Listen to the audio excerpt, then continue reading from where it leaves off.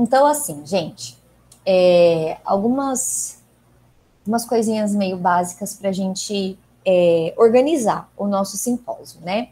Então, princípio, no documento que foi disponibilizado no site, a gente tem uma, duas, três, quatro, cinco, são 6 apresentações, é isso?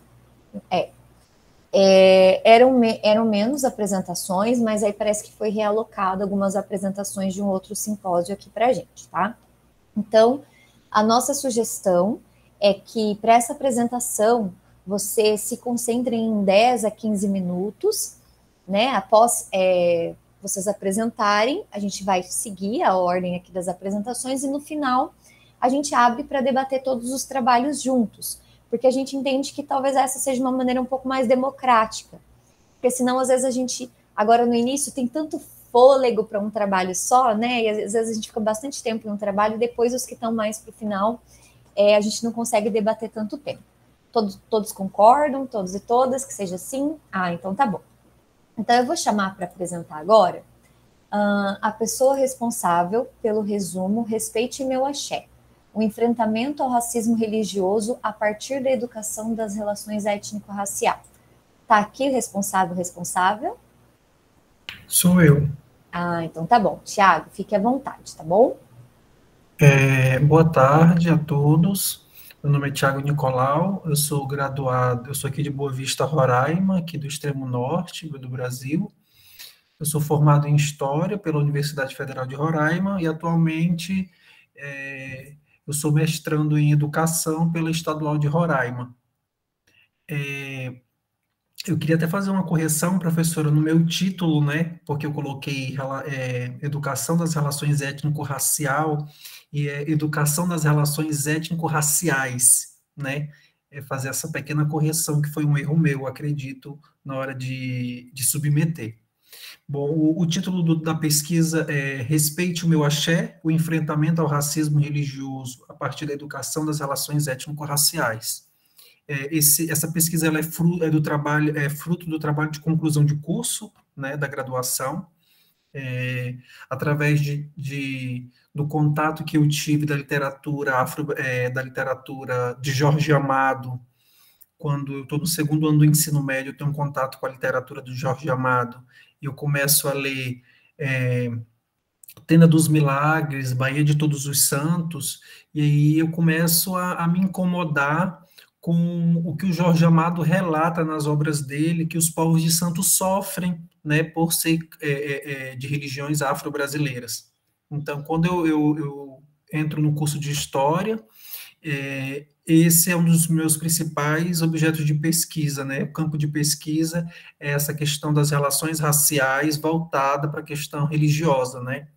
Então, a minha pesquisa, o meu problema de pesquisa foi em que medida as relações étnico, racial, religiosa e diversidade são temas presentes na sala de aula, e como a escola tem contribuído para incluir crianças e adolescentes praticantes de religiões afro-brasileiras no contexto escolar, né? Como essas crianças adeptos de religiões afro-brasileiras, candomblé, umbanda, eram tratadas dentro da escola, em que medida assuntos que tratavam sobre essas religiões eram presentes dentro do ambiente escolar, né?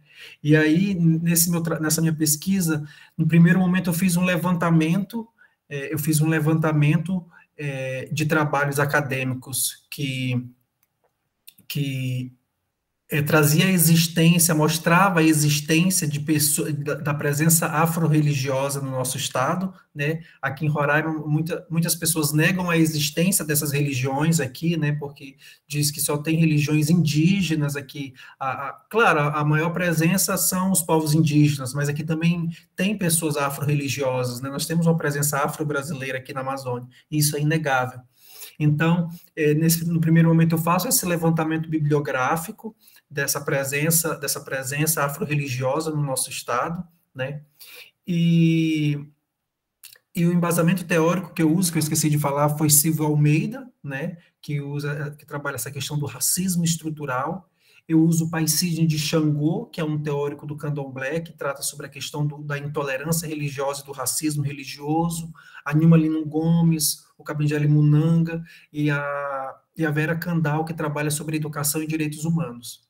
E no segundo momento, do segundo capítulo do meu trabalho, eu trabalho com a questão de documentos da legislação da educação no Brasil. Né? Eu acredito que a gente passou nos últimos anos por um processo de criminalização da docência. Então, eu acredito que nós, professores, educadores, temos que estar extremamente atentos a documentos que nos pautam, que vai nos respaldar dentro da sala de aula para trabalhar assuntos com questões raciais, étnico-raciais, com assuntos que envolvem os direitos humanos. Então, no segundo capítulo, eu faço essa discussão da educação antirracista, do parecer,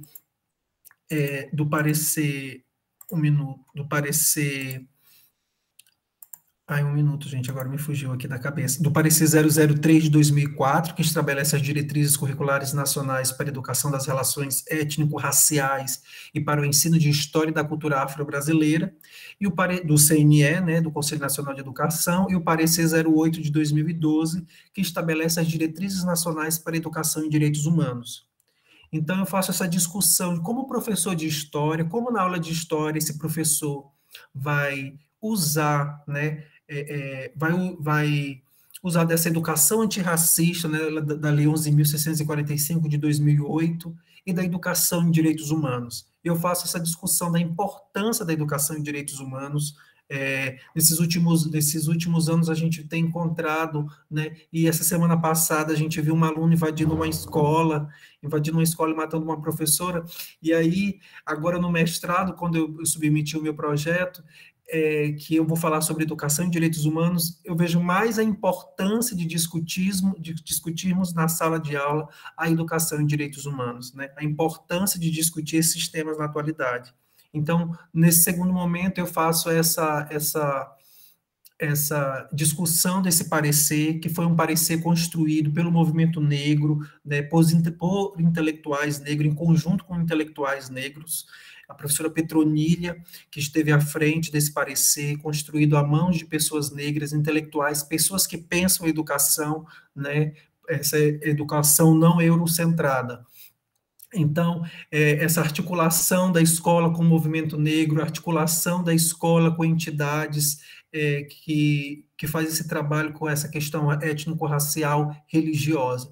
Então, eu faço essa discussão da importância de a gente colocar esse parecer, né, colocar efetivamente em prática o parecer da educação das relações étnico-raciais e o parecer sobre a educação em direitos humanos. E o terceiro capítulo, que é a discussão que eu utilizo a metodologia da história oral. Eu entrevisto três professores aqui do norte brasileiro, né? Uma professora do estado do Amazonas e dois professores, na verdade são dois professores, desculpa, uma professora do estado do Amazonas e um professor aqui do estado de Roraima, e um pai de santo, né? São entrevistados três professores.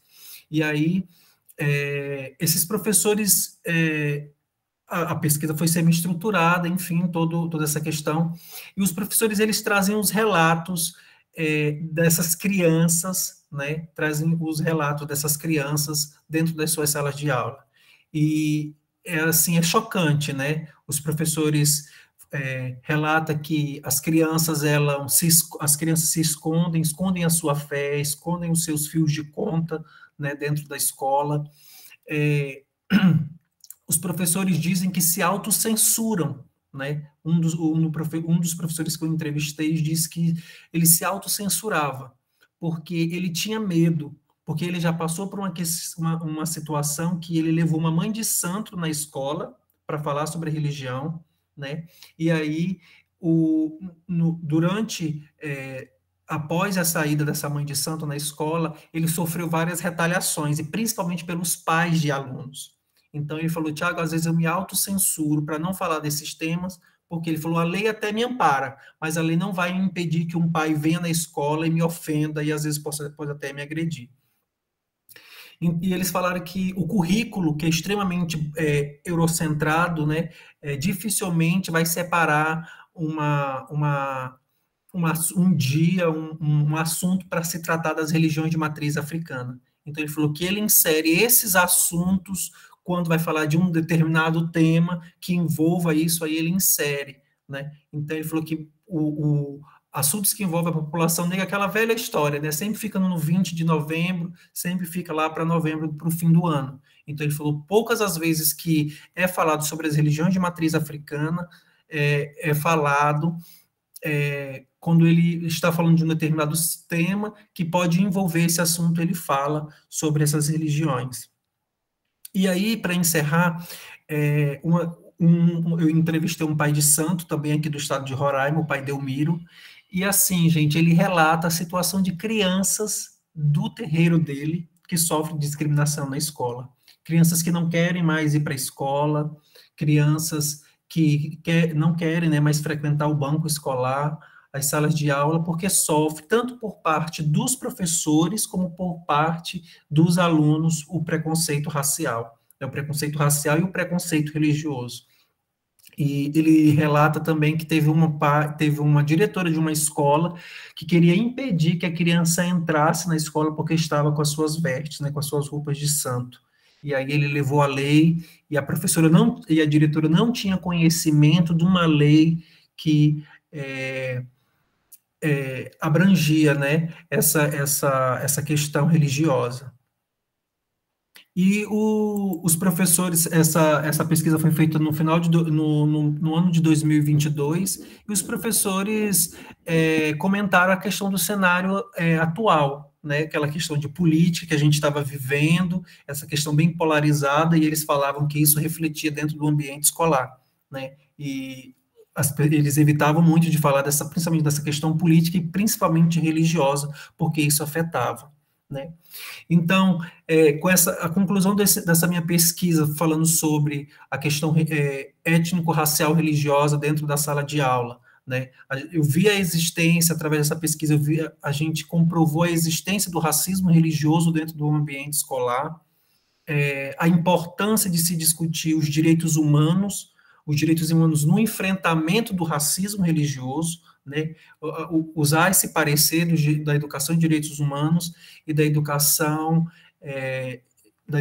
das relações étnico-raciais. E eu acho que é isso, professora. Muito obrigada, Thiago. Muito importante sua pesquisa, parabéns, obrigada pela sua exposição. A gente aprende muito quando ouve os colegas falarem, né? E ainda mais assim, você de Roraima, que legal que você se inscreveu aqui no nosso ST. Eu vou convidar, depois a gente vai abrir um momento para as questões no final, tá bom? Eu vou convidar então agora, eu acho que é a Lília, que é Ensino de História e da Cultura Africana e Afro-Brasileira em Poconé, Mato Grosso, de 2004 a 2019. É você, né, Lília? Isso, vocês estão me ouvindo? Sim, estamos ouvindo. Então, eu vou tentar projetar aqui. Tá. Aí vocês me avisem se foi, que eu não vou ver vocês, né?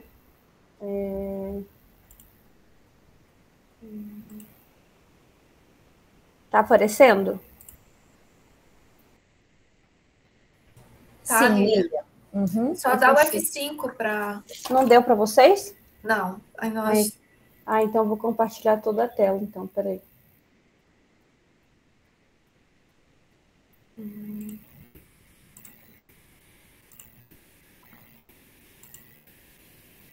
Foi? Agora foi. Tá.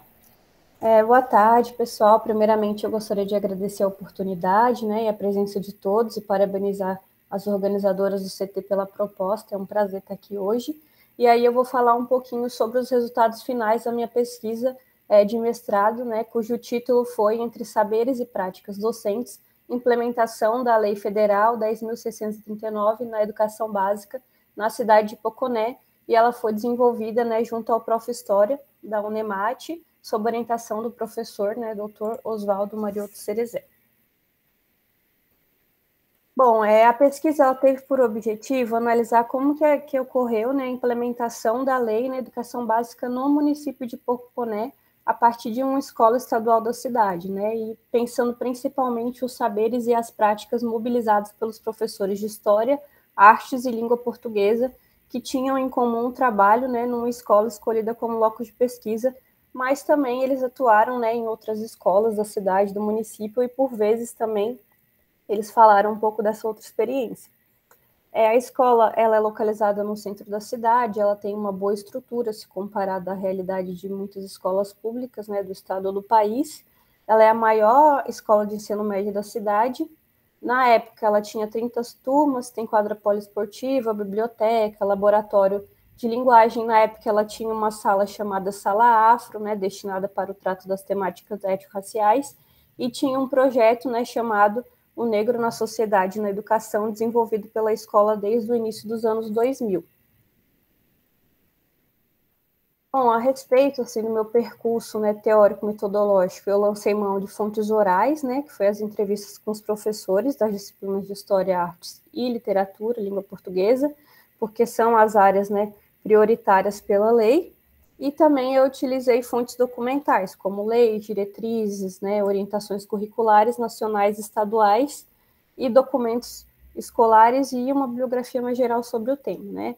A história oral foi baseada nos procedimentos da história oral temática, que aí me ajudou a construir esse diálogo entre as fontes orais e as fontes documentais. E minha investigação, né, se baseou na abordagem qualitativa e principalmente também nos estudos decoloniais, porque a preocupação era justamente em buscar compreender as múltiplas, né, vozes e percepções dos professores, evidenciando uma pluralidade de ideias, de representações e concepções sobre o tema.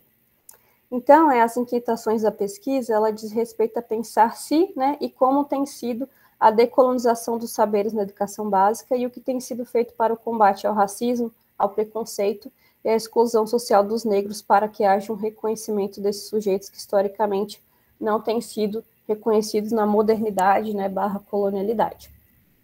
Então, em suma, né, como a história e a cultura africana e afro-brasileira estão sendo trabalhadas no município de Poconé. E aí a gente buscou, dessa forma, contribuir para o debate, né, a respeito de saberes e práticas dos professores no tocante ao ensino das relações étnico-raciais. Foram já produzidos muitos estudos sobre a questão, né, dos impactos da lei na educação básica e no ensino superior. Muitas das pesquisas evidenciam, né, um cenário de permanências e rupturas. Ainda há inúmeras dificuldades para a implementação da lei.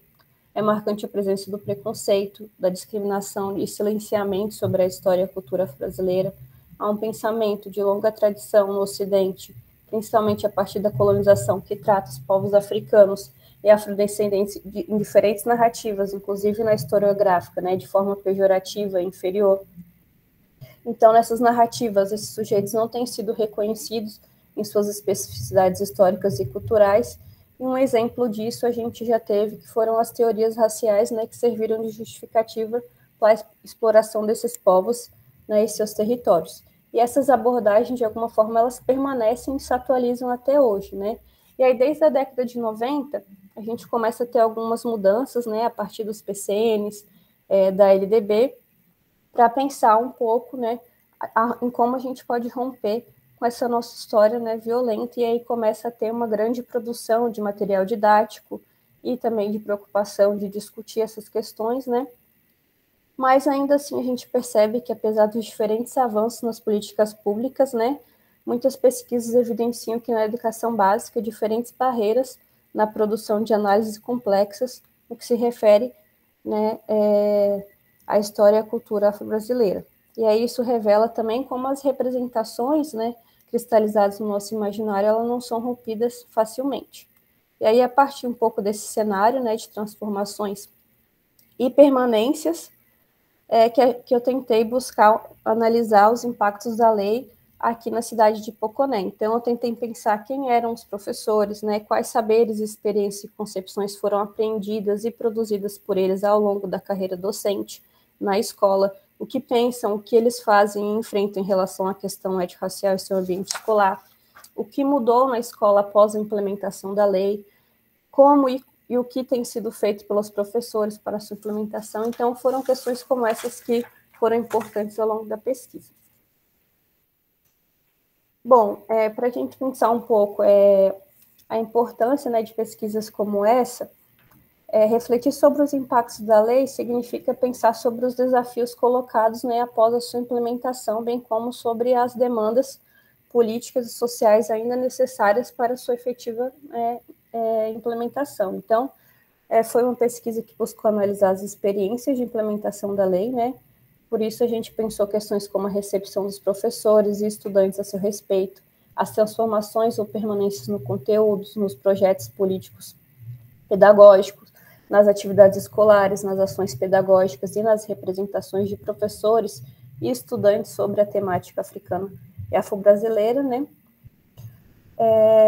E aí a pesquisa ela se justifica ainda por se tratar, né, de um estudo sobre as relações étnico-raciais em um estado multiétnico e multicultural como o estado do Mato Grosso, né? E além disso, a escola escolhida está no município com a quantidade expressiva de quilombos se comparada a outros do estado e cuja população é composta majoritariamente, né, por afrodescendentes, para quem aí não conhece Poconé.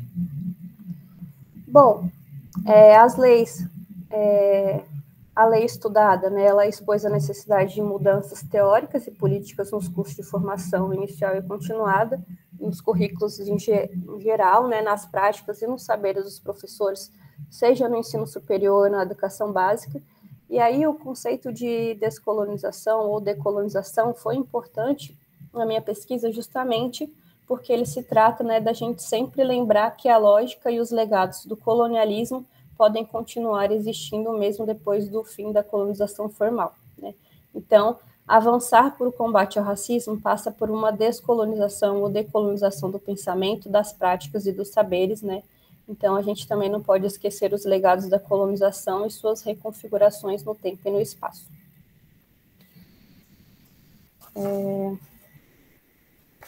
Além disso, né, pensando um pouco como historiadores, né, é sempre bom lembrar que a história tem um papel de evidenciar os problemas, né, das versões cristalizadas do passado e de romper com visões de mundo excludentes que nos orientam sem que percebamos. E aí, indo mais especificamente para falar um pouco, né, dos resultados, eu vou falar agora um pouco do que os professores, né, falaram sobre as nossas perguntas sobre a implementação da lei na escola, campo de pesquisa, né? Eu entrevistei 2 professores de história, que eles vão ser denominados professor 1 e 2 na minha pesquisa, 2 professoras de língua portuguesa e uma professora de artes. E aí, como eu disse, todos tinham em comum, né, o trabalho na escola escolhida, mas também já trabalharam ou ainda trabalham em outras escolas do município.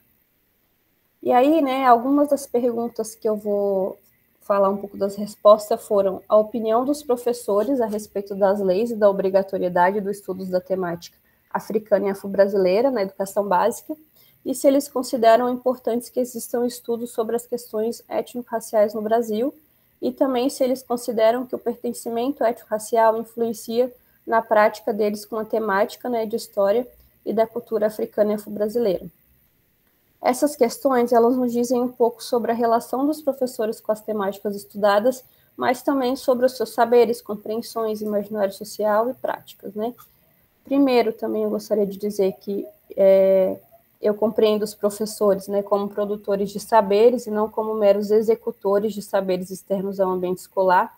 Então, os saberes constantemente mobilizados e produzidos pelos professores, assim como por outros sujeitos, não estão dissociados das suas experiências de vida, das suas crenças, concepções, saberes de formação formal ou não formal. Então, dessa forma, é importante analisar as semelhanças, mas também as especificidades de cada narrativa, né? Então, é importante também analisar os saberes e práticas dos professores. Bom, e aí, né, para falar especificamente de algumas falas dos professores, professor 2, ele pontuou a importância das experiências de vida, né, e dos saberes que ele carrega na vida para ser quem ele é hoje na luta antirracista, né, como alguém combativo, pois tem um conhecimento que ele considera que foi negado para a maioria dos negros. Ele pontua ainda que a lei estava sob ataques, né, ou está sob ataques no Brasil contemporâneo, e explica que a sua aprovação foi uma conquista fundamental que sofreu muitas resistências nos setores conservadores do país que pretendiam, né, e ainda pretendem manter o status quo. Essa compreensão sobre a lei também apareceu na entrevista do professor 1. A narrativa do professor 2 também chamou atenção para a importância da lei quando pontua que, abre aspas, em prática, com as condições necessárias de recurso financeiro para as escolas, de estrutura e de formação, ela vai nos ajudar a tirar milhões de jovens negros da periferia, da pobreza e da violência, fecha aspas. Portanto, né, se o professor entende que o conhecimento sobre si e sobre o mundo pode permitir aos negros e aos brancos do país lutarem por uma sociedade mais justa, por isso considera a luta por sua implementação importante, em especial atualmente, pois disse que, abre aspas, com a atual administração no Brasil, a tentativa é de rasgá-la do ponto de vista do Congresso, fecha aspas. No caso, ele estava se referindo ao nosso último governo, né? E as compreensões, né, do professor 1 e 2, elas estão, de alguma maneira, também nas narrativas das professoras 3 e 4, porque elas afirmaram a relevância da obrigatoriedade da lei, porque senão parte da nossa história viraria esquecimento, né? E sabemos que a lei ela surge justamente da necessidade e do reconhecimento de que a história ensinada ignorava ou subalternizava a história e a cultura dos negros no Brasil e no mundo.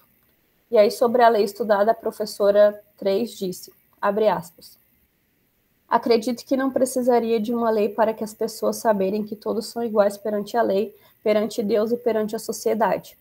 Porém, ela foi necessária para as pessoas verem tudo o que é feito com racismo e a discriminação, porque isso existe, mas nunca acabou e sempre existiu.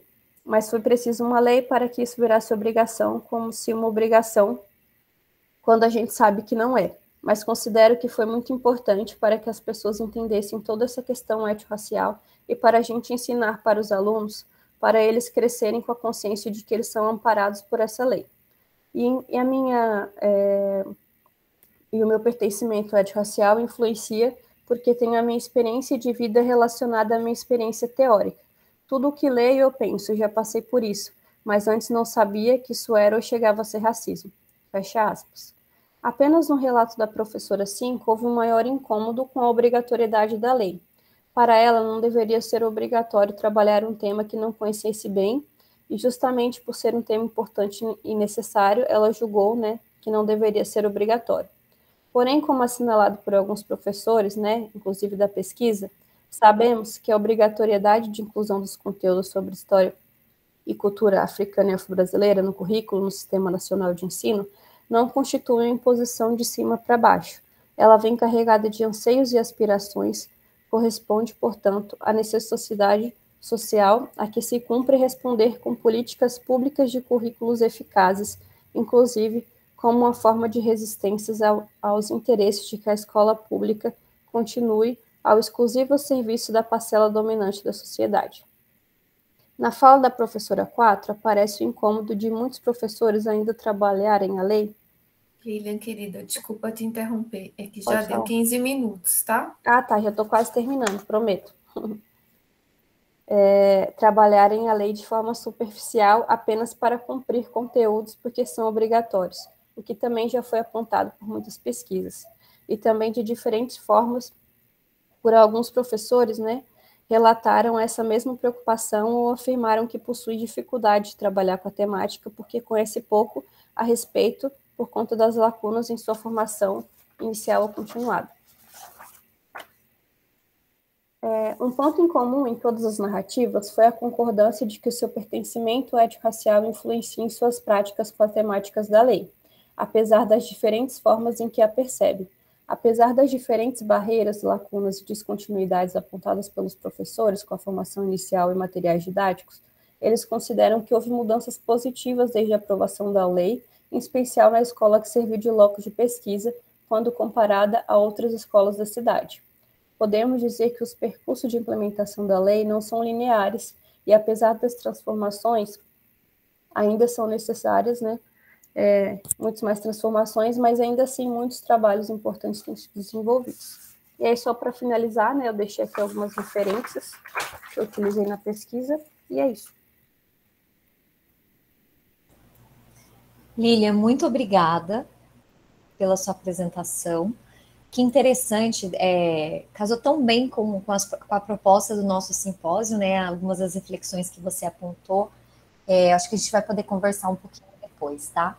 Então, muito obrigada, Lilian. Eu vou convidar agora, então, o nosso terceiro apresentador, que vai ser o Wilson, né? A escrita poética afro-caribenha em pele negra, máscaras brancas, de Frantz Fanon. Então, Wilson, você tem de 10 a 15 minutos, tá bom? E a gente te avisa aqui no chat, ou levanta a mão, ou fala para você, a gente arruma um jeitinho de te avisar. Vamos combinar assim, quando eu levantar a mãozinha, vocês sabem que deu 15 minutos, tá? Para os próximos apresentadores. Aí vocês se encaminham para a conclusão. Beleza. Todo mundo tá me ouvindo? Sim. Ah, tá bom. Então, gente, meu nome é Wilson, eu sou graduando em História pela UFBT, estou no 8º semestre, atualmente, né? E o interesse desse tema, né, a escrita poética afro-caribenha, Em Pele Negra, Máscaras Brancas, do Frantz Fanon, partiu de uma leitura que eu fiz no semestre anterior, na disciplina de História da África, ministrada, inclusive, pela professora Joselene, que está aí presente, né? né? E atualmente, inclusive, é minha orientadora. E esse interesse ele surgiu, foi muito forte, ao ponto de eu ter um interesse em pesquisar mais sobre o autor, mas mais especificamente sobre a própria escrita desse autor. Para mim, o que me chamou muita atenção foi justamente a produção de uma estética, a produção de uma forma de escrita que se distancia muito de trabalhos acadêmicos que a gente sempre está acostumado a ler, né? O Fanon, ele se divaga, ele constrói metáforas, ele sempre está construindo um texto que muitas vezes foge da apreensão mais imediata, te leva a uma reflexão não só daquilo que está sendo dito, mas do contexto e da forma como ele propriamente diz. E essa indagação, ela me levou a até, inclusive, pensar na biografia desse autor, e o Fanon, falando especificamente dessa biografia, e já me encaminhando para dentro do meu trabalho propriamente dito, o Fanon, ele é um autor que ele vai, para quem não conhece, ele vai nascer na Martinica, ele é um martinicano, e a Martinica é um protetorado francês, até hoje, né? Um protetorado ultramarino francês, então está ali no Caribe, e ele vai escrever sobre a continuidade dessa matriz colonial, né? Ele vai escrever, embora não dite dessa maneira, hoje nós conseguimos interpretar a partir da colonialidade, né? Aquilo que seria a continuidade desse colonialismo.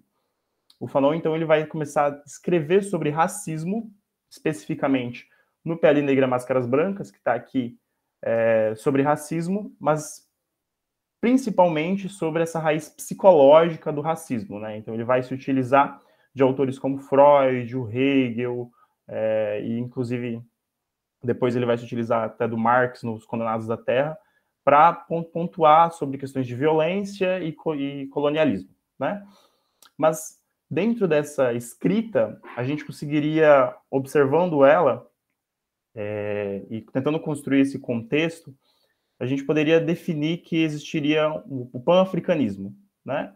E esse pan-africanismo ele se dividia em duas esferas que a gente poderia afirmar aqui, né?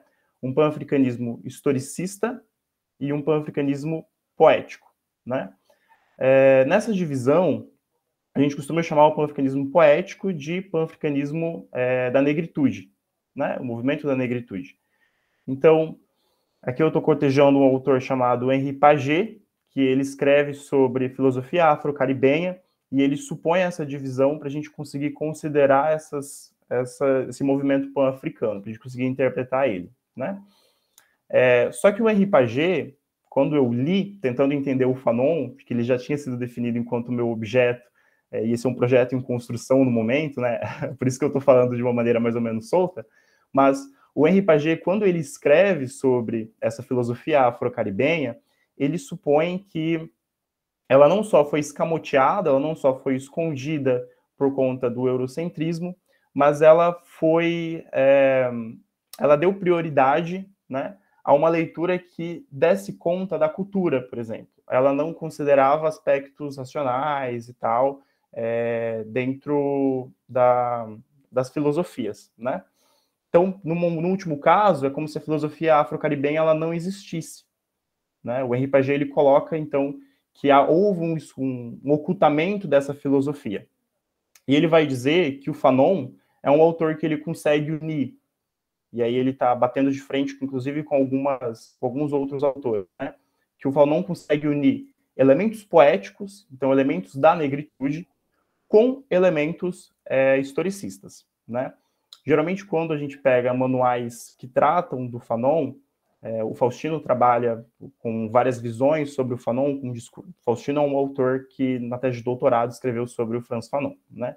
Quando o Faustino vai falar sobre Frantz Fanon, ele diz que várias das leituras que foram feitas sobre Frantz Fanon supunham ele sempre em divisão, né? Sempre ou ele tratava de aspectos de identidade e identidade como transformação social, ou aspectos sociais que levavam a mudanças de identidade, né? E aí, para o Henri Paget, na verdade, o Fanon ele está nos dois caminhos. Ele é os dois, né? Só que o Henri Paget ele deixa de lado esses aspectos de identidade e foca em dizer que o Fanon ele não compõe aspectos crioulos, que o Fanon ele se apega tanto a elementos eurocentrados que ele acaba deixando de lado um pouco da criolização. O que eu, quando li, encarei como uma contradição dentro do pensamento do Paget, né, dentro da referência bibliográfica que eu estava lendo. E passei a considerar e problematizar justamente isso. Então, a minha pesquisa, ela trata justamente de conseguir encontrar critérios poéticos, critérios de uma escrita de estilo dentro do Fanon. Só que essa escrita de estilo, ela entra dentro, e aí eu estou considerando isso agora, dentro de um aspecto crioulo, né, dentro de um aspecto diaspórico e tal. Então, esse aspecto diaspórico é aquilo que eu estou desenvolvendo agora, de tentar encontrar no Fanon esses elementos crioulos dispostos dentro de uma escrita que não é simplesmente eurocentrada, ela não é simplesmente que tenta encontrar uma objetividade nos objetos, mas também subjetivá-los, né? O Fanon, constantemente na sua escrita, ele se coloca como sujeito da ação e não apenas enquanto um objeto ou um pesquisador externo àquilo que ele estuda. O que para mim foi uma coisa muito interessante no momento de escrita, né? Ao ponto de hoje estar lendo o Fanon. Então, dentro das referências que eu uso para pensar essa escrita, tem o Henri Paget, então, que eu utilizo principalmente para construir esse contexto, né? O Faustino, que é esse autor que eu uso e que trata dos fanonismos ou das formas de leitura que foram feitas de Fanon, e, em último caso, o Edouard Glissant, que é um autor novo, martinicano, que vem surgindo aí, tem um livro dele que foi traduzido recentemente, Poética da Relação, mas já o Discurso Antiliano, e tem outro que é um capítulo dele chamado O Mesmo e o Diverso, que foi publicado, no mesmo, pela Universidade Federal do Rio Grande do Sul, né? E então o Edouard Glissant é o autor que eu utilizo para pensar essa escrita do Fanon, pensando justamente o aspecto da relação. Relação é um conceito, então, que o Edouard Glissant cria, e eu estou me usando para pensar o Fanon, né? Só que eu devo deixar claro que o Glissant, para mim, é um problema, porque ele é um autor complicadíssimo. Quando você lê ele, parece que você está lendo o Hegel misturado, assim. Ele vai desde uma paisagem estética que ele está construindo para um pensamento filosófico, depois retorna na paisagem estética. Ele é um autor complexo, né? Então, ele tem sido uma barreira, mas, ao mesmo tempo, algo muito importante para eu pensar o Fanon, né? O Glissant, se a gente fosse considerar esse aspecto pan-africano, ele estaria também dentro de uma mesma escola ali com o Fanon, então ele também tem uma escrita muito poética, mas também que considera elementos históricos de maneira fundamental dentro da perspectiva dele. Então, é isso. Esse projeto está em andamento, estou escrevendo ele ainda, né? Ele está com 15 páginas pronto só, então é um bebê, né? E aí eu estou aberto a dúvidas e sugestões para mais tarde. Tá bom? Obrigada, Wilson. Estava pensando aqui, né? Você falando ele recém foi traduzido, e parece que não foi traduzido de tão difícil que é entender o pensamento do Glissant, né? Olha, mas é espetacular. Obrigada, Wilson. Depois, então, a gente faz maiores comentários sobre a sua pesquisa. Parabéns, que foi a sua primeira apresentação, né? O Wilson e a Gisele, é a primeira apresentação deles, pessoal. E agora eu vou chamar, então, deixa eu ver aqui, quem que é nosso próximo? A próxima é a Gisele. Dê visibilidade às suas tradições, festa e cultura popular. O caso de Chapada dos Guimarães. Então, Gisele, você tem de 10 a 15 minutos, e a Manu vai erguer a mãozinha se você estiver alcançando seus 15 minutos, tá bom? Tá bom. Todo mundo me escuta? Bom, gente, boa tarde. Como a professora disse, meu nome é Gisele. Eu sou chapadense e o meu interesse de pesquisa começou quando eu fiz um trabalho de História do Mato Grosso. Já era o meu interesse para estudar no meu TCC. E aí eu comecei a perceber que em Chapada os estudos históricos são muito poucos, são muito vagos. Porque quando a gente pensa em Chapada dos Guimarães, a gente pensa em uma cidade com aspectos geológicos, a gente pensa nos paredões, a gente pensa na natureza, nas cachoeiras. Só que ainda é pouco estudado a parte histórica da cidade. E aí o meu objeto de pesquisa é a festa de Santana, que eu comecei a ter um olhar muito diferenciado para ela depois que eu entrei na graduação de História.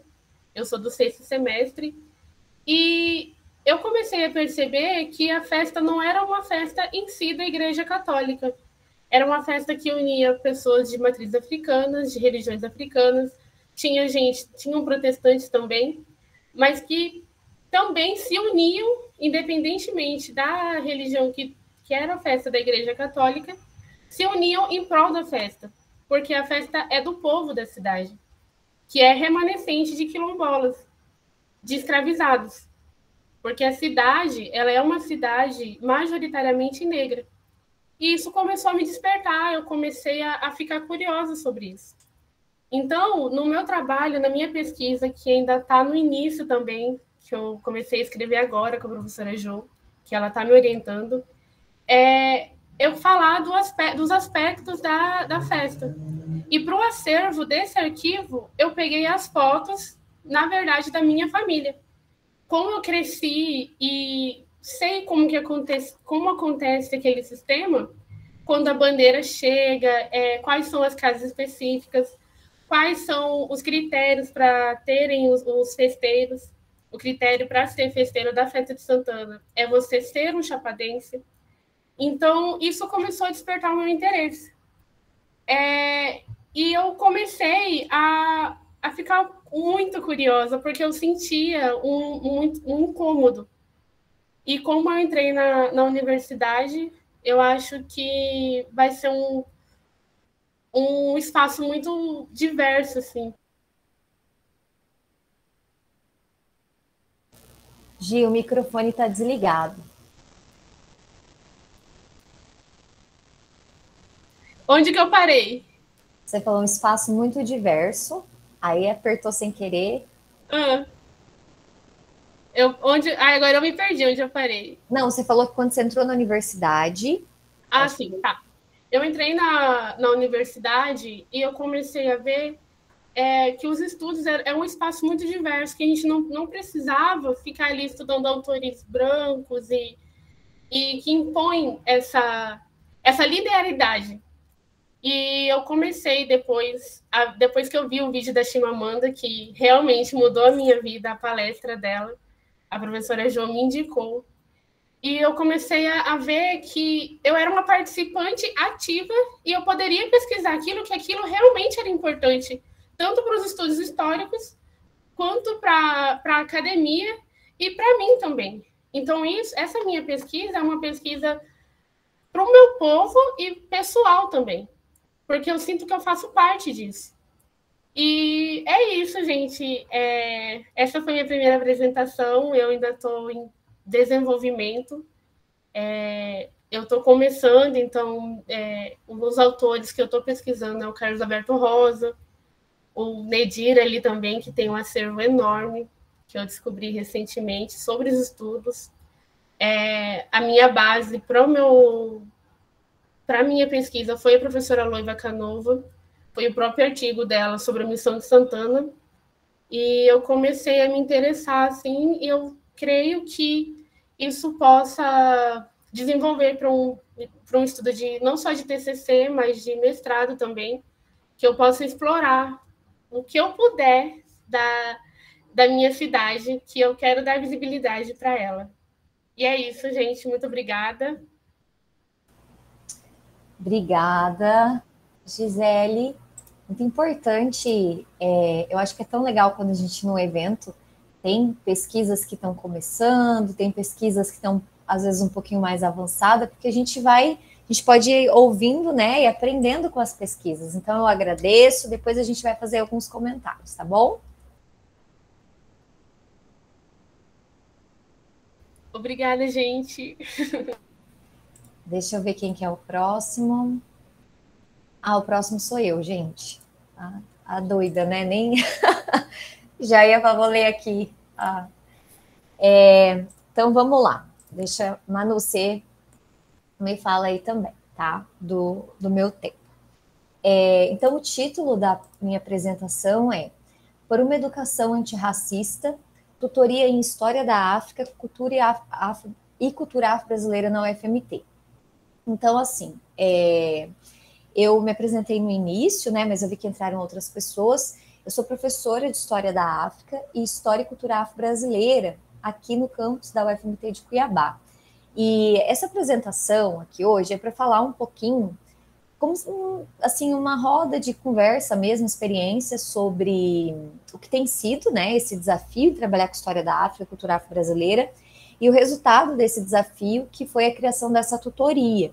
Né? Então, desde o ano passado, quando eu assumi a cadeira de África, tenho percebido aqui nas falas, nos eventos e na realidade, no chão da escola, sempre trabalhei nas escolas, e essa relação também de pensar a universidade para além dos muros da instituição, uma dificuldade tamanha da gente trabalhar com história da África e também história e cultura afro-brasileira, não só para o cumprimento da lei, né? Porque às vezes parece que é assim, o espaço do dia 20 de novembro, ainda que eu considero de extrema importância, porque foi uma luta do próprio movimento negro, a substituição do dia 13 de maio pelo dia 20 de novembro, né?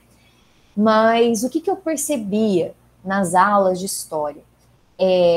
Discutindo a questão decolonial, mostrando assim, olha, gente, tá vendo? Desde aqui do nosso próprio espaço de formação, a gente fica dentro de caixinhas, pensando história é isso aqui, temporalidade é isso aqui, mas e se a gente conhece, né, outras perspectivas, se a gente conhecesse, né, outros autores, se a gente pudesse, como no caso da história da África, falar um pouco sobre coisas que sempre foram tão importantes na África, que a gente demorou tanto tempo, como a tradição oral, enfim. E uma das principais dificuldades que eu percebo, né, é sempre tratar com temas envolvendo a questão afro-brasileira, afrodiaspórica, e a própria história de Cuiabá, do Mato Grosso, falando da questão afro, sem ser especificamente em conteúdos que são destinados a essa temática. Por exemplo, Brasil Colônia. Automaticamente, a gente que é professor, né, a gente tem os parâmetros que nos auxiliam, a BNCC, de que a gente vai falar dessa população. Mas e na Primeira República? E no período da ditadura? E em todos os outros espaços? Essa população é inexistente? E aí, veja, né, desde 2015, majoritariamente, a população brasileira se autodeclara preta ou parda. Ou seja, nós somos um país composto por mão, suor e sangue da população africana e afro-brasileira. E onde é que está esse povo? E aí eu acho que é muito importante dizer, né, a Grada Quilomba, ela vai destacar isso. A gente, no espaço da academia, a gente não dá voz para ninguém. Essas pessoas, elas têm voz. Elas são silenciadas. Esse espaço da universidade, e a tutoria, ela tem muito esse objetivo, é para a gente conversar como é que isso se torna comum quando a gente vai falar, por exemplo, de Primeira República, que a gente não precise colocar uma aula específica sobre a população afro-brasileira, porque faça parte da nossa vida discutir isso na Primeira República, que a gente não precise, né, ter esses temas apenas uma vez ao ano, em novembro. Então, a ideia da tutoria, ela surgiu principalmente a partir da realidade da sala de aula, né, conversando com os meus alunos. E sobre um aspecto bem específico, que foi uma aula no semestre passado, eu estava trabalhando com os sétimos, o do matutino e do noturno, e em determinada aula, eu levei como fonte uma história em quadrinhos produzida pela Unesco sobre a Rainha Ginga. E aí, assim, eu fui crente que era uma fonte que talvez eles não conhecessem, mas que a Rainha Ginga, todo mundo sabia quem que era. Né? Cheguei lá, e quando eu mostrei a história em quadrinhos, e que eu falei, olha, gente, eu vou passar aqui a história, e que todo mundo ficou surpreso, falou, nossa, a gente não sabia do caso da Rainha Ginga e tal. Eu saí daquela aula e falei, como não? Né? E fui pesquisar, fiz uma conta, sou professora de humanas, mas fui calcular assim, bom, a maioria dos alunos da minha turma, eles saíram em tal data da escola. Fui ver em relação à lei e fui consultar os materiais didáticos que eles tiveram e fui observar que, de fato, a Rainha Ginga, ela não aparecia. As pessoas não falavam dela. Veja só, né?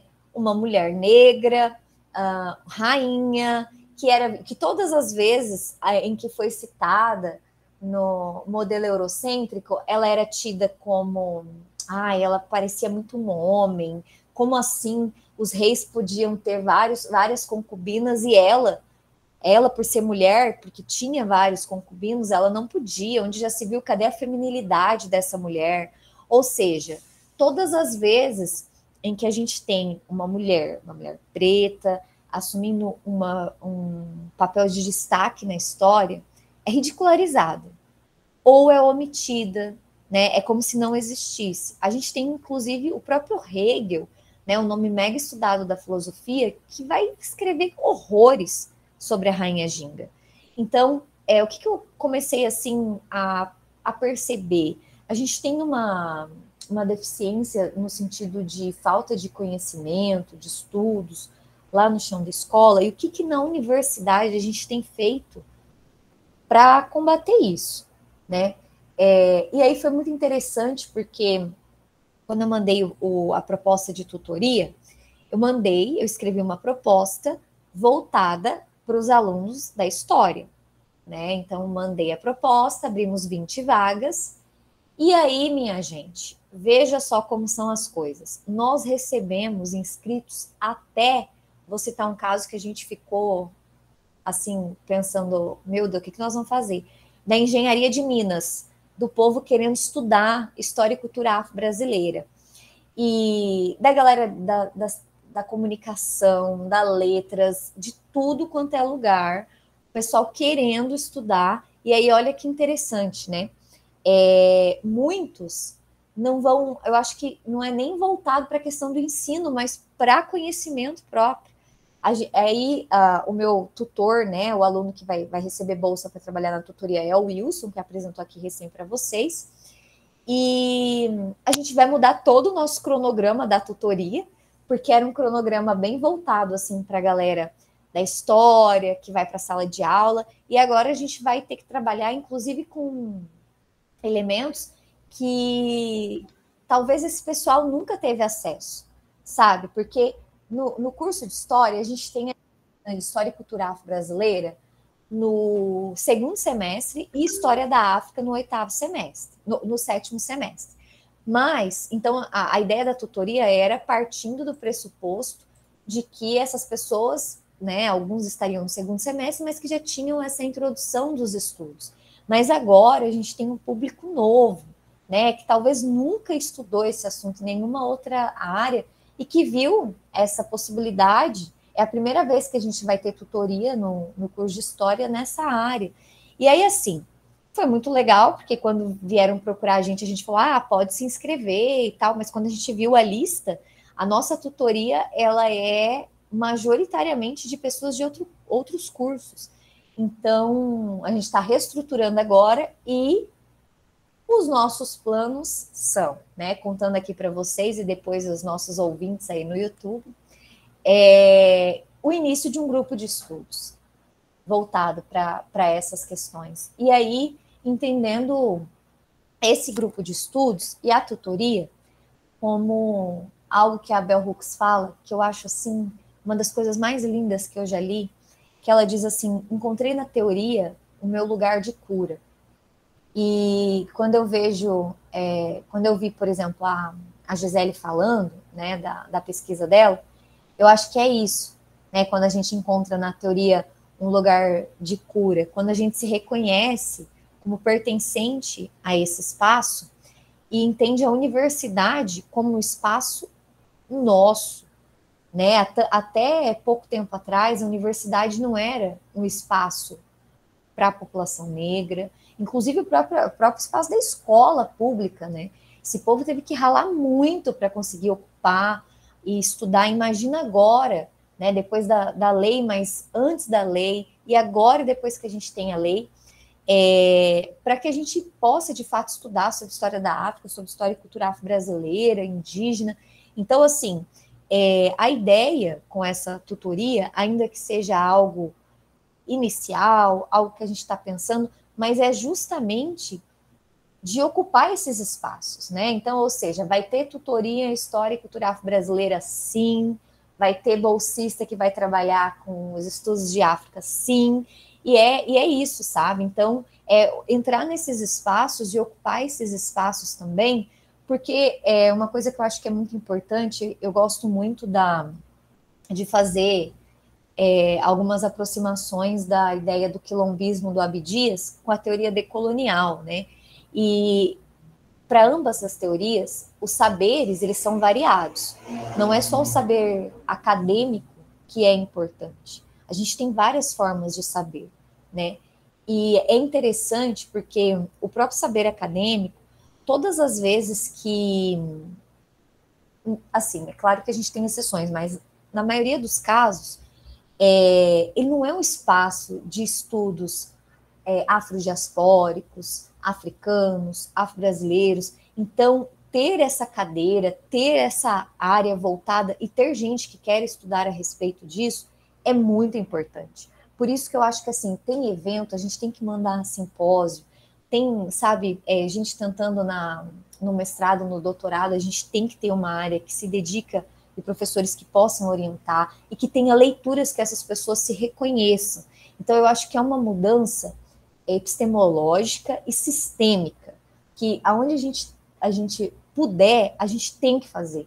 E aí eu acho que esses espaços aqui, já estou me encerrando minha apresentação, eles são cruciais, principalmente para a gente saber que a gente não está sozinho. Seja na escola, seja no terreiro, seja na universidade, seja com os nossos amigos. Então, eu acho que quando a gente fala sobre as pesquisas, e uma coisa que me parece que é muito comum em todas as pesquisas que foram mencionadas aqui, é o aspecto, um ato político, de saber que a pesquisa, ela alcança a literatura acadêmica, mas também outros espaços. E eu acho que isso é fundamental em qualquer trabalho de história, mas eu acho que quando entra os estudos de história da África e cultura afro-brasileira, é o que condiciona a nossa existência, né? Então, de modo geral, a tutoria, ela vem para isso, para a gente ocupar, ter esse espaço para se reunir e falar sobre variados temas, né? A gente tinha todo um cronograma, que a gente vai reestruturar o cronograma e pensar em temas, em ideias que sejam bastante acolhedoras para o pessoal que vai iniciar agora, e talvez seja a primeira vez que vai ouvir falar sobre isso. E a gente conta com a participação de vocês, né, com ideias e tudo mais. E de maneira geral era isso, gente. Eu fiquei bem animada com a tutoria, né? Quando nós mandamos lá o projeto, nem imaginava, o coordenador do departamento falou: olha, a gente nunca teve uma tutoria, mas bora lá, manda. Eu nem sabia direito qual era a diferença da tutoria, da monitoria, mas eu falei assim, gente, vamos, é isso, vamos mandar, e deu certo. Então, é isso, agradeço, estamos ansiosos para começar a nossa tutoria. Começa semana que vem, inclusive vai até julho. É isso, gente, muito obrigada. Já vou chamar o próximo, né?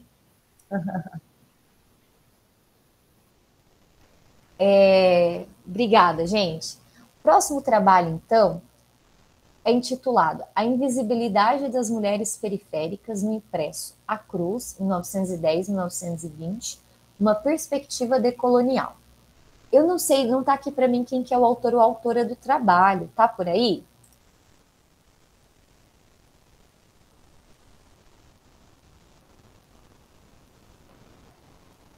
Não? Será que não apareceu?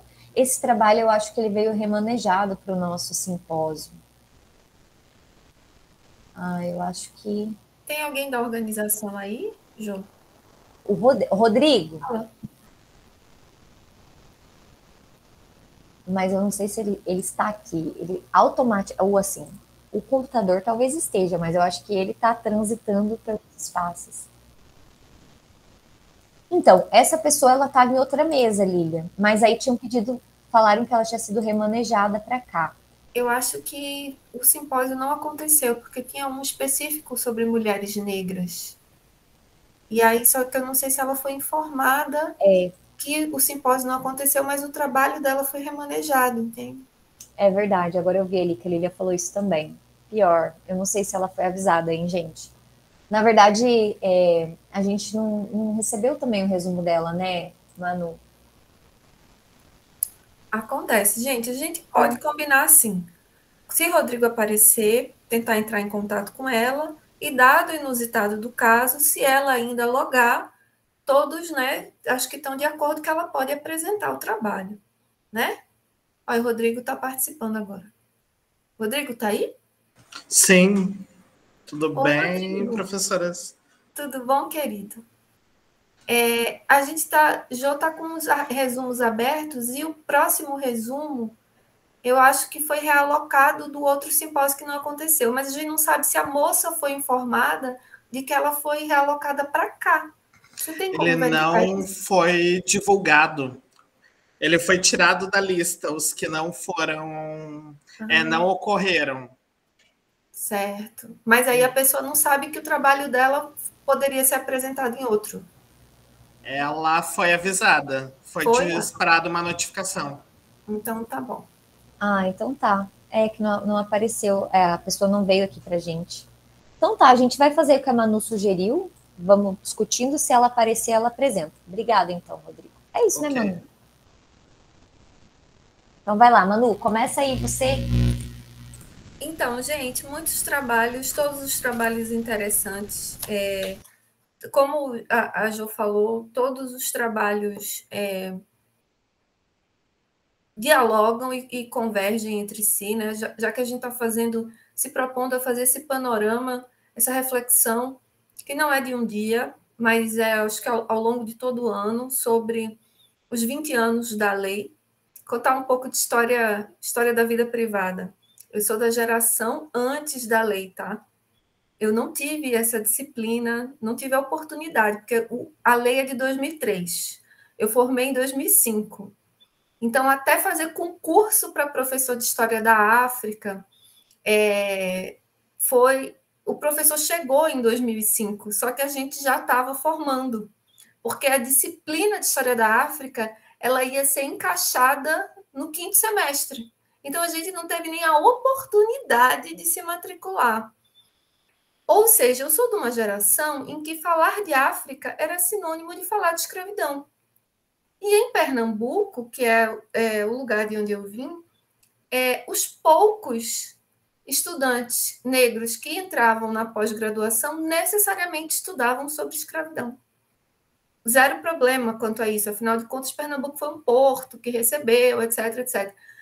Mas era algo que me soava. Eu não tinha, na época, as leituras, nem uma identidade negra positivada, mas eu entendia que havia uma violência ali, muito forte. E os estudos sobre escravidão eram estudos sobre uma história econômica da escravidão, sabe? Pouco se falava do termo diáspora naquela época. Pouco se falava de estudos afrodiaspóricos, pensar o continente africano e a história e a cultura antes do processo do trabalho compulsório, falar da escravidão como processo compulsório, falar de escravizado e não escravo. E eu penso que toda essa mudança de nomenclatura ela tem muito a ver com a instituição das políticas públicas, a Lei 10.639 e as leis de cotas. E as cotas trazem para dentro da universidade estudantes como Gisele, que chega e fala assim, não sei, viu, Gisele, se você é cotista, não encare isso como um demérito, né? Porque cota é política pública, é direito, não é esmola. Então, se você for cotista, você está exercendo seu direito. E as cotas também mostraram uma outra coisa, né? As pessoas diziam assim, o senso comum dizia que os alunos ingressantes cotistas eram que tinham as menores notas. Não necessariamente. Há processos seletivos em que, para você ter mais chance de entrar, você opta pela ampla concorrência, porque se você optar pela reserva de vagas, tive vários alunos do ensino médio que não ingressaram porque optaram pela reserva de vagas e a concorrência das notas estava tão alta que eles não puderam, né? Então, mas chega uma Gisele e fala assim, mas espera aí, eu moro num município histórico, tem isso, eu estou estudando sobre isso, e aí chega e aperreia lá o professor, eu quero pesquisar sobre isso. Aí o professor fala assim, não, olha, porque temos um grupo de pesquisa aqui sobre história da antiguidade em Roma, e aí você vai lá estudar a história da antiguidade em Roma. Nada contra quem estuda a história da antiguidade em Roma, tá, amados? Mas é que a gente gostaria de ver no curso de história o grupo de história da antiguidade em Roma e o grupo de história em estudos afrodiaspóricos, né? Que Gisele pudesse ter a opção de escolher. Então, de alguma maneira, todos os trabalhos, são trabalhos da história do tempo presente. São as questões do presente que faz a gente se voltar para esse passado, né? É um direito de memória, é pensar a produção historiográfica politicamente posicionada, quando uma professora de História da África fala assim, mas espera aí, temos uma possibilidade aqui de fomentar esse grupo, então eu vou submeter uma tutoria, mas isso nunca aconteceu. Sim, mas vamos tentar. E aí vamos ver o que dá. E deu super. A resposta é que a comunidade está dizendo assim, nós precisamos discutir questões étnico-raciais. Não é só o curso de História que tem que formar para isso, porque no curso de Engenharia de Minas a gente também precisa. Afinal de contas, o engenheiro de Minas ele pode ser determinante para a preservação de uma memória em regiões mineradoras, sítios arqueológicos coloniais, fato, né? E a gente sabe que muita coisa foi destruída. Então, assim, todas as áreas, na medicina, por que a gente precisa de uma tutoria? Porque quem é que mais é acometido por anemia falciforme? São os indivíduos negros. Quem é que lota os hospícios desse país? Quem mais enlouquece nesse país? O racismo enlouquece a gente. Então, são muitas questões para a gente pensar. O Tiago está por aí, eu me empolgo, vocês viram, né? Tiago, eu quero parabenizar você por esse trabalho e sugerir, caso você ainda não conheça, você está no mestrado ainda, né? Não concluiu o mestrado ainda, né? Isso está produzindo a dissertação. Isso. Então, caso você não conheça, eu acho que tem tudo a ver com o seu trabalho, este livro, Educação nos Terreiros, da professora Estela Guedes Caputo, e o grupo dela, O Que Querer, que é um grupo sobre estudos de crianças de terreiro. Então, acompanhar o trabalho deste grupo, as publicações, as dissertações e teses que estão sendo produzidas e para os demais que tenham interesse, chama Educação nos Terreiros, como a escola se relaciona com as crianças do candomblé. Não é um livro tão recente, mas é fruto de 20 anos de pesquisa da professora Estela. Você também deve conhecer, mas caso não conheça, e também para os colegas que se interessem por esse tema, o livro Intolerância Religiosa, do Babalorixá Sidney. Até concorreu o Jabuti esse livro, né? E os trabalhos que ele tem desenvolvido sobre a questão das múltiplas violências que a intolerância religiosa com as pessoas de terreiro tem causado. Né? E do ponto de vista teórico, Tiago, eu acho que seria muito interessante se você, caso você já não tenha feito isso, fazer uma conexão com essa violência epistêmica, né? É uma tentativa de epistemicídio e é também um trabalho de necropolítica, conforme o Achille Mbembe ele fala. Então, você conhece esse ensaio, Necropolítica? Né? Pensar nessa é uma tentativa de morte, e de morte mesmo, né? Física, simbólica, enfim. Eu acho que o seu trabalho chega num momento muito precioso, porque a gente voltou a ter um Ministério dos Direitos Humanos, né? A gente voltou a ter um Ministério da Promoção da Igualdade Racial, e eu acho que o seu trabalho pode ser uma obra de referência na região amazônica, para a gente conhecer como é que se dá essa questão na região amazônica, porque nós estamos falando do Brasil profundo. Eu falo nós aqui de Mato Grosso e vocês aí de Roraima. Inclusive, um cheiro para todos de Roraima. Tem uma grande amiga aí que é professora na universidade, professora Eli Makushi, do curso de artes visuais. E é isso. Eu ainda não conheço essa cidade, mas eu vou conhecer. Então, assim, eu não tenho nenhuma pergunta, só contribuição mesmo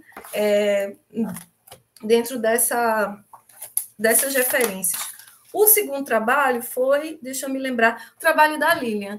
Minha filha, eu só tenho uma pergunta para fazer para você. Eu quero a editora e a data que essa dissertação será publicada. Quando teremos? Já foi, Manu, pela Unemite.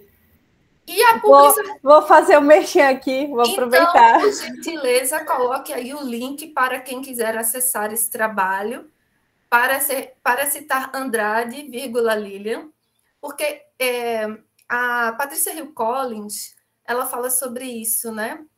Ela tem uma categoria das forasteiras de dentro, e aí ela fala que como é que a gente pode vencer... ela estava escrevendo do pós-segregação lá nos Estados Unidos, mas a gente pode pensar para esse Brasil pós-Lei 10.639. Primeiro, a gente criou as demandas de pesquisa. Agora, a gente está vendo que os nossos temas de pesquisa não casam com esse referencial teórico eurocentrado. Então, como é que a gente pode vencer isso? Se aquilombando, a gente já está fazendo isso, e segundo, se citando. Então, minha filha, eu quero lhe citar. Bote aí o link. Eu acho que o trabalho que a Lilian fez foi muito importante e que faz a gente pensar, olha, Gisele já pode citar a Lilian, que ela está falando da escola, mas está falando de uma área quilombola de Mato Grosso, né? Para a gente formar efetivamente esse campo. E se você quiser falar alguma coisa, né, que você não teve oportunidade ou esqueceu durante a apresentação, fica à vontade. Eu falo tudo e depois vocês falam? Como que é? Estou falando muito, né? Eu acho que eu falando, né? Se a pessoa quiser fazer alguma coisa, Manu, daí já fala, depois você vai para o próximo. Mas, Tiago, você queria falar alguma coisa ou não? Porque foi, né? Então, Lilian termina... Oi, Tiago. Posso falar agora? Deixa só a Lilian terminar e aí você fala. Desculpe, eu que lhe cortei, que eu só...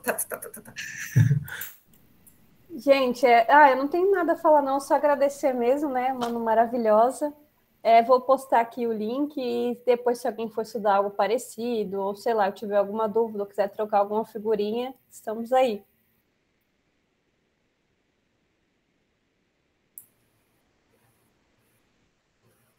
Vai, Tiago.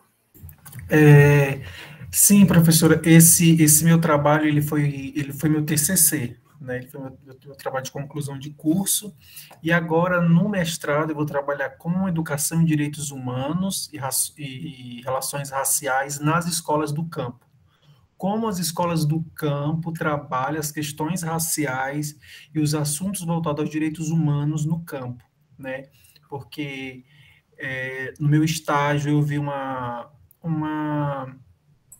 dificuldade muito grande de discutir esses temas nas escolas da capital, da cidade.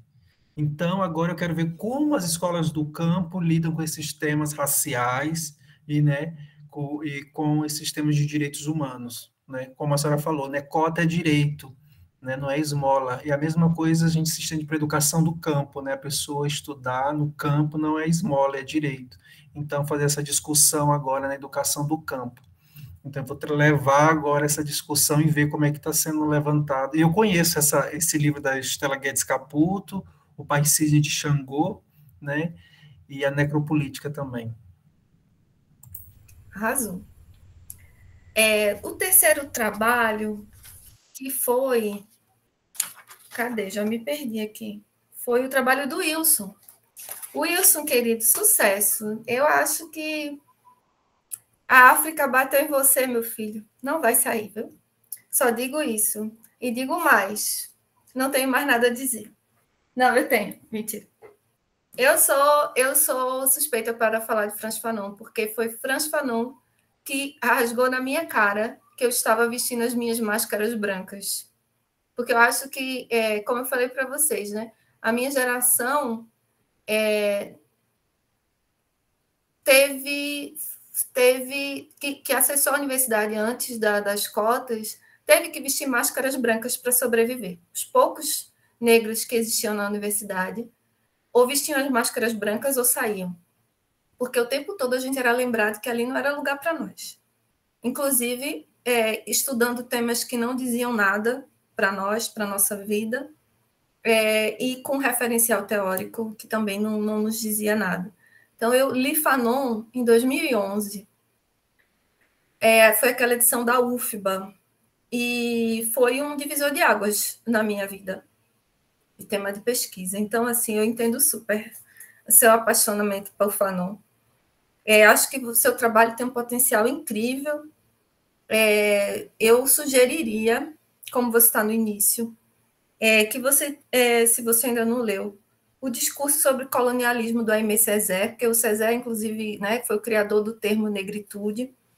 E tem um pesquisador, além do Anderson, que você citou, que estuda a obra do Fanon, que é o Muiratan Barbosa. Não sei se você conhece. Ele tem um trabalho, vários, mas assim, fala sobre a atualidade da obra do Fanon e tal. Então, de repente, pode ser um diálogo interessante. Eu acho interessantíssimo. Tem que conhecer o tem um livro que eu não sei se ele é de fácil acesso, mas esse livro aqui. Tu conhece, Jô? Intelectuais das Áfricas. A introdução desse livro eu acho que cabe para todos os nossos trabalhos, porque é um livro organizado pelo Silvio de Almeida e pelo Austin Santos, da UERJ e UFRJ, do Grupo de Áfricas. Por quê? Porque ele vem ao encontro do que a gente tem discutido, né? Vocês falaram aí, todas as apresentações em fontes orais, em fontes que a historiografia oficial não chamava de fonte. Então, a rezadeira pode ser, sim, uma intelectual, vista como intelectual. Os fazedores da festa lá da Chapada, os quilombolas que a Lília entrevistou, os professores que o Tiago entrevistou. Então, assim, para a gente reconfigurar esse conceito de intelectual a partir de uma afrodiáspora. É interessantíssimo. Eu não sei se tem ele online, mas depois, como você está aqui em Cuiabá, se for do seu interesse, eu empresto para chegar junto. No mais, é só para todos também. Essa daqui é uma obra nova da Unicamp, que é África, Margens e Oceanos, Perspectivas de História Social. Nem todos os trabalhos são afrocêntricos, mas, assim, é uma referência nova do que tem sido estudado sobre África lá no eixo Rio-São Paulo, né? Então, assim, a gente enfim, é sobre isso. No mais, é só parabenizar mesmo. Também tem perguntas, você tem muito que trabalhar, tem muita coisa que ler. Já baixou aí, Wilson? Então manda para nós, que eu não tenho ele em PDF. Não está vendo? Essa geração é outro nível, gente. Gente, vocês são tão maravilhosos. O que a gente demorou 20 anos para fazer, vocês vão fazer em 2 anos. Não, eu baixei o da Lilian. O seu, eu acho que esse daí deve estar até protegido, viu? Vai ser difícil encontrar um Piratex, mas a gente vai ter que dar um jeito. Ah, enfim, vocês dão um jeito, de toda forma. E agora o trabalho de Gisele. Gisele, mete fundo teu trabalho aí, filha. Não tem bibliografia, não. Tu vai ser referência. É sobre isso. O que você consegue encontrar, inclusive no banco de tese e dissertações da UFMT, é trabalho sobre Chapada do ponto de vista colonial. Então, pode te dar algum dado importante, mas como referência da festa, pensar em algumas aproximações, né? A gente tem vários trabalhos sobre a festança de Vila Bela, que eu conheço mais. E aí, esse livro aqui, que é A Pérola Negra de Mato Grosso. Você conhece já? Oxe, sucesso. E esse aqui, Quilombola do Vale do Guaporé? Esse não. Esse aqui tem em PDF, é da editora da UFMT. E aí tem foi uma pesquisa grande, né, sobre os modos de fazer. Eles fizeram o registro da cultura material e imaterial. Então, vale a pena, assim, como é que eles fizeram para Vila Bela? Eu consigo fazer algo, não copiar, não estou falando disso, né? Mas, assim, citando é referência. Para lá, para Chapada. E o classicão, né, de festa, falar de festas negras, a gente pode criticar, mas deve citar, que é Festa Negra em Espaço... Festa de Negro em Devoção de Branco, que é esse e outros livros do Tinhorão, né? Eu acho que essas são as contribuições que vendo vocês apresentarem, me veio à mente. E no trabalho da professora Jo, só quero dizer, conte comigo para o que você precisar, porque a gente precisa afrocentrar essa universidade. E eu faço parte dela porque eu tenho matrícula. Enquanto eu tiver matrícula... E uma outra coisa importante é que eu penso, eu sou professora da educação básica, esse é o meu lugar, é assim que eu me posiciono. Então, eu trabalho com o que vocês na universidade produzem, certo? E eu devolvo para vocês os estudantes que serão para vocês, lá no Instituto Federal. Então, assim, eu acho que a gente tem que continuar. Esse negócio só funciona se a gente trabalhar junto, sabe? Então...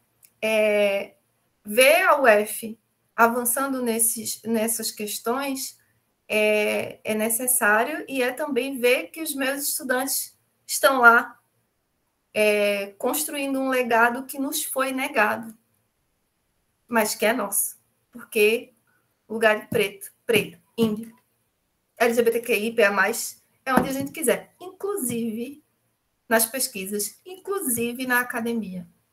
É sobre isso. Muito obrigada pela atenção. Eu falo mais pai da cobra. Vocês, por favor, microfone aberto, que eu quero ouvi-los. Falei muito, né, Ju? Desculpa. Rapaz, Manu, você arrasou. Amei. Gente, e vamos abrir agora o espaço para todo mundo que quiser fazer comentários, perguntas, quem apresentou, quem não apresentou, que está aí. Esse é o momento. Eu vi que a Gisele já ergueu a mão, a Gisele fala, depois a próxima ergue a mão, fala também, é isso aí. Bom, eu só queria agradecer pela oportunidade, né, professora Jo também, que está me puxando. E, assim, uma coisa que me marcou muito, que você acabou de falar, Manuela, foi um dia que eu estava, assim, descrente. Falei para a professora Jo, professora, eu acho que eu não me encaixo nesse lugar. E ela falou assim, não, você vai conseguir sim, você vai ir para a pesquisa sim, e pode contar comigo. E foi quando eu comecei a acreditar, sabe? Porque na universidade, na minha turma, só tem 3 pessoas negras e eu sou uma delas.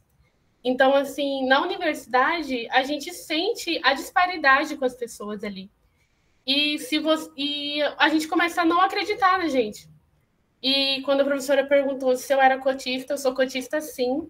Sou a primeira mulher da minha família a entrar na universidade. E eu quero estudar, sabe? Eu vou falar do meu povo, eu vou falar da minha cidade. E o pessoal branco da UF vai ter que escutar falar de preto, sim, dentro da sala de aula. E é isso. Obrigada, gente, pelo espaço. Arrasou, Gi. Muito, muito legal. O nosso encontro, só fazer uma observação, foi uma aula que eu dei e a gente conversou sobre esses temas de maneira geral, e eu falei de um livro para Gi, que é o Perder a Mãe, da Saidiya Hartman, sabe? E aí ela leu e se identificou muito com a autora e falou assim, olha, esse é o tipo de pesquisa que eu quero fazer, que eu tenho vontade, e ela, até então, ela achou que isso não fosse possível na universidade, né? Então, a importância de trabalhar com essa intelectualidade, de mostrar que isso é possível, né? Eu vou aproveitar aqui para falar de maneira geral também dos trabalhos. Eu estava, assim, prestando atenção nos trabalhos de vocês, assim, em alguns momentos eu fiquei tão comovida, sabe? Quando o Thiago estava falando sobre o trabalho dele, né? De uma criança ter que esconder a sua fé, né? A que ponto a gente chega, né? Assim, como se explicar a uma criança, né? Que ela só está ali, a mesma criança que acompanha na escola muitas vezes a oração do Pai Nosso, acompanha as cruzes na escola, as festas de santos, feriados, as festas de santo que eu digo no sentido católico, né? Nossa Senhora Aparecida, enfim, que para ela, ok, isso tem que ser normalizado. Então, existe uma... Eu sempre, dando aula, né, eu mostro para os alunos, assim, mostrar que existe nesse aspecto desse racismo, às vezes algumas sutilezas, que são sutilezas só para quem está cometendo racismo, porque quem está sofrendo não tem nada de sutil, né? Então, assim, eu acho que o seu trabalho, Thiago, eu concordo muito com a Manu falou, ele é muito importante e muito significativo nesse contexto. A gente precisa demonstrar sobre isso, né? E me faz pensar muito na importância de uma educação pan-africanista, né? De que trabalhe com vários dos aspectos que a gente foi falado aqui, né? Uma teoria afrocentrada também.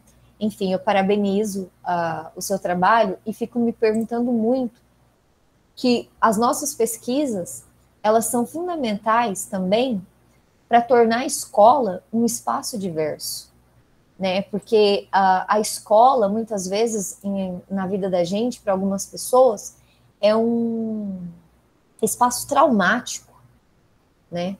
Então, eu acho que, embora vários de nós aqui não tenha o eixo a pesquisa em si, não é a instituição da escola, mas é uma pesquisa para mudar, para transformar a educação.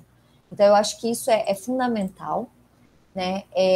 Eu gostei muito também, agora falando um pouquinho da pesquisa da Lilian, eu achei muito significativo, sabe, Lilian, alguns aspectos ali que você colocou das entrevistas com os professores, e eu fiquei pensando muito numa coisa que é assim, como é difícil mudar a concepção da ideia de que, não, nós temos que respeitar porque somos todos iguais.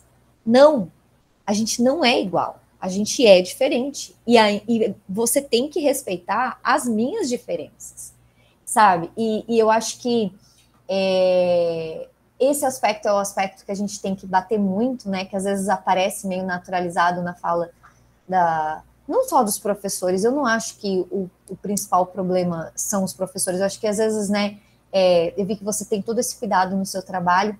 Eu acho que é importante também a gente falar isso, porque às vezes, né? Eu vejo na universidade a gente joga toda a responsabilidade lá para o chão da escola. E é o que a Manu falou, né? Tá, o que vocês estão produzindo aí? O que vocês estão fazendo? Porque daí o problema é só o professor lá na escola que não se atualiza, né? Mas, enfim. E aí eu fiquei pensando muito sobre isso, né? Que às vezes a gente fica falando aos 20 anos da lei, ano passado, 10 anos da lei de cotas e tal, e o que de fato a gente foi lá no chão da escola para perceber o que mudou na realidade, sabe? Que eu acho que é um dos principais pontos, o que os professores da escola têm a nos dizer. E aí eu acho que entra muito, que foi muito interessante que eu vi que você conseguiu fazer com a sua pesquisa, que é isso, sabe? É a partir da sua pesquisa ser o início para várias outras coisas. Eu fiquei, quando você colocou ali o link da sua dissertação, eu fiquei muito interessada em ler, para pensar, bom, eu vou ouvir o que essas pessoas aqui estão dizendo que é importante para elas.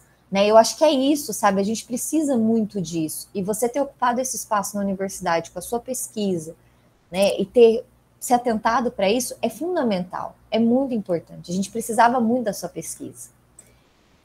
Sobre a pesquisa do Wilson, eu acho que é interessante, eu até coloquei aqui em caps lock, que quando eu fui dar a aula de Fanon, eu falei, vocês têm ideia que ele é uma das pessoas mais lidas no mundo e que o trabalho dele foi rejeitado na universidade?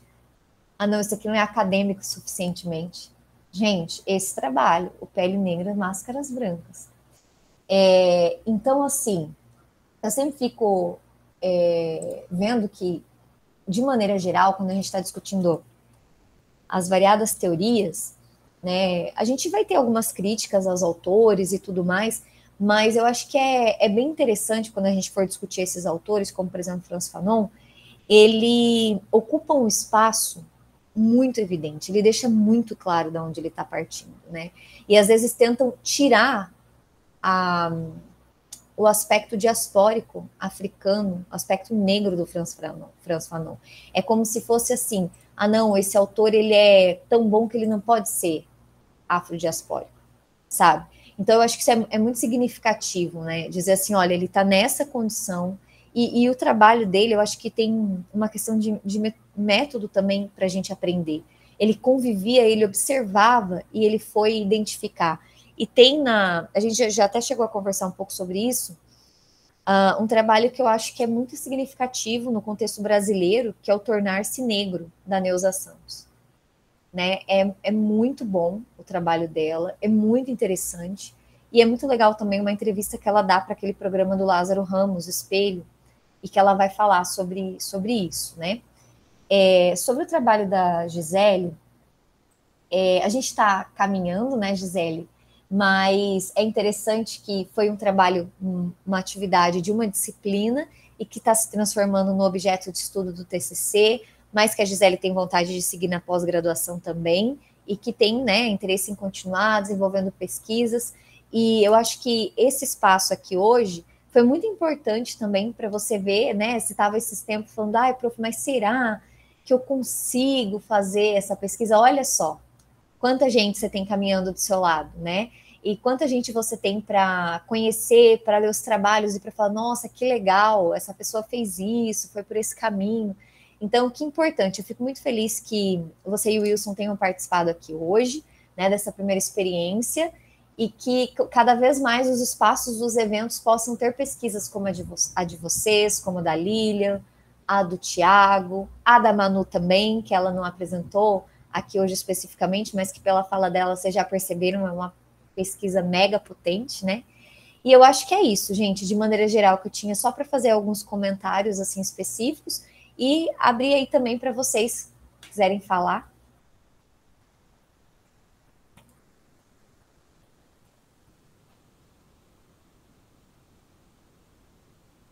É verdade, Lilian. Tomara que tenha evento presencial para a gente poder se ver, né? Trocar altas figurinhas. Vai lá, Wilson. Eu queria agradecer a oportunidade, né? As sugestões. Super agradecido, inclusive a Lilian, eu já até puxei aqui, dei uma lida aqui no comecinho do capítulo 19, que a Lilian indicou já, achei super interessante, uma passada de olho rápido. Já salvei para poder dar uma lida. Muito obrigado a indicação. Vou pedir para a Manu para mandar a referência desse livro que você citou para todo mundo ler. Que você citou que o título tem algo a ver com intelectuais. Se você puder mandar a referência ali no chat, só para eu tentar procurar depois no Piratex, né? Para conseguir pegar para dar uma lida. Senão, qualquer coisa eu vou pedir para pegar emprestado com você mesmo. Inclusive, só para citar, eu acho que a gente tomou um café junto lá naquele chapeleiro, né? Não sei se você lembra. Mas, enfim, eu só queria agradecer, dizer que eu fico muito grato por ter o acompanhamento da Jo, inclusive, porque essa pesquisa ela surgiu e a Jo, assim, agarrou super, ela não me fez eu cortar mais ou tentar fazer algum tipo de sugestão, assim, de segurar a pesquisa, mas ela deixou livre, foi me dando acompanhamentos e referenciais para poder trabalhar da forma mais livre possível, e conforme eu vou trabalhando, a gente vai se ajustando. Então, eu fico muito grato pela oportunidade.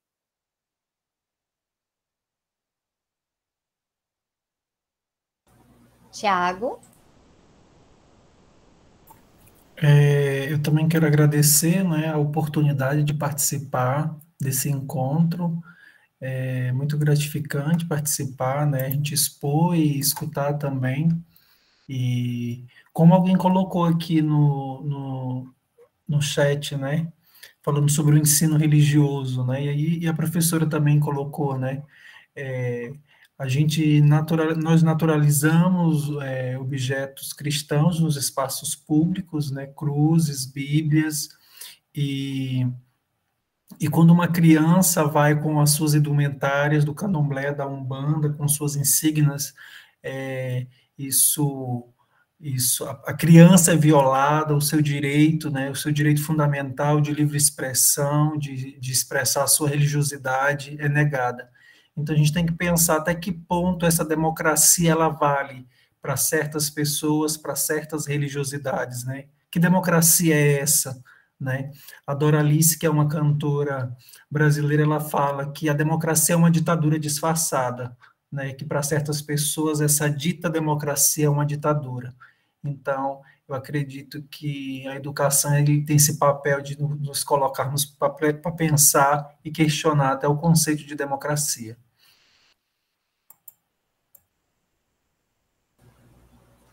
Obrigada, Tiago. Pessoal, mais alguém?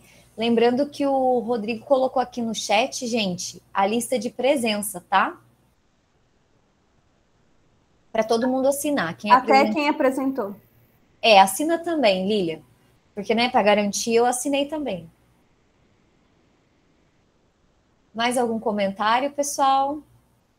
Eu também. Wilson, é claro que eu lembro de você. Inclusive, foi depois da atividade com a professora Jo, do projeto Sankofa, que a gente foi lá no Chapeleiro tomar café. A gente se encontrou lá. Né? Ele me mandou um recado no WhatsApp, agora ia falando, eu conheci a Manu depois da atividade do Sankofa.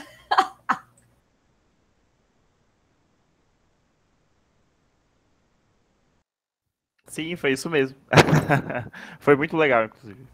Pena que lá é caro, né? A gente tem que marcar outro lugar quando for para fazer um encontro presencial dentro da universidade, com um cafezinho, porque lá é faca mesmo, né? Já sei, a gente vai fazer o nosso encontro, então, ali na cantina do IEL, que diz que é a melhor cantina e tem uns bolos bem gostosos, então vai ser ali. Ali, ó, todo mundo já... Gente, mais algum comentário? Eu ia aproveitar e convidar, eu vi que a Elisângela, não sei se é Rian ou Ryan, mas que escreveu, né, da vontade de participar de próximos eventos. Olha, quando tiver os eventos, assim, ali no Instagram do curso de História, a gente tenta divulgar. É legal porque dá para a gente ir se mantendo atualizado, né? E aí, quando tiver, a nossa ideia é sempre propor alguma coisa. E eu aqui chamando a Manu, que foi uma das pessoas que, desde que eu mudei para Cuiabá, eu mais gostei. Então, eu vou colar nela, gente, e vou brilhar, que vocês viram que ela é excelente, né? Então, vou sempre convidar ela. Quando for online, a gente avisa, Thiago. Ou quem sabe você tem um evento aí em Roraima para a gente ir também, né? Deixa eu achar aqui o Insta do curso. Espera aí, que eu vou te mandar, Elisângela. Daí você acompanha lá, que o povo divulga. Gente, eu acho que então... Manu, você quer falar mais alguma coisinha? Não, só agradecer mesmo a todos e aos que acreditaram na proposta do simpósio e se inscreveram nos trabalhos. Ao Rian, o Ryan, que está aqui participando, a Laura, ex-aluna querida. Não acredito, ela é minha aluna. Ah, tá vendo? Olha só, que legal. Natália, Elisângela, Noeli, e ao Rodrigo, que nos deu suporte aqui, por parte do evento. Muito obrigada, viu? Eu acho que a gente se fortalece no coletivo. O NEMAT, o FMT, IFMT, SEDUC, todos aqui, a gente está pelo mesmo propósito. Obrigada. É isso, gente. Nós que agradecemos, professoras, por todo o carinho, né, por terem acreditado também na proposta do evento. Eu já coloquei umas 3 vezes, né, a lista de presença, né, porque a gente está acompanhando os vários aqui, né, não esqueçam de assinar para a certificação, né, e nós agradecemos a presença de todos, agradecemos também a disposição, né, das professoras Jocelene e da professora Manuela, né, pela participação. Muito obrigado. Obrigada, Rodrigo. Gente, muito obrigada. Foi tão bacana poder desfrutar dessa tarde com vocês. Eu agradeço também a Manu, minha colega, minha amiga, que aceitou, né, para a gente enviar a proposta do simpósio. E a gente deseja que vocês continuem firmes nas pesquisas, né, envolvendo a história da África, cultura afro-brasileira e indígena. A gente se coloca à disposição, né, para que a gente possa continuar debatendo e sabendo, né, que nós não estamos sozinhos e sozinhas. E a gente está junto, fazendo pesquisa e ocupando esses espaços da universidade. Então, um bom restante de evento para vocês, né? Ainda tem outras coisas pelo evento aí, tem as mesas e tudo mais. Nós agradecemos. E é isso, espero encontrar vocês em breve novamente em novos eventos. Até mais!